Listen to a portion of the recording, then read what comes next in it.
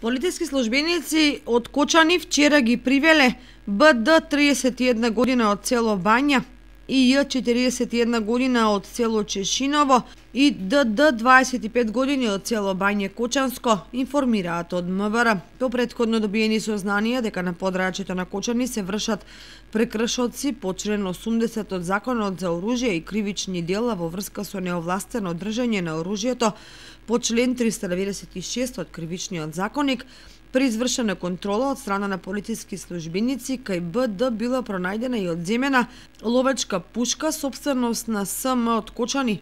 Кај ИЈ биле пронајдени и одземени две ловечки пушки и ДД кој недозволено поседувал оружје, соопштија од МВР.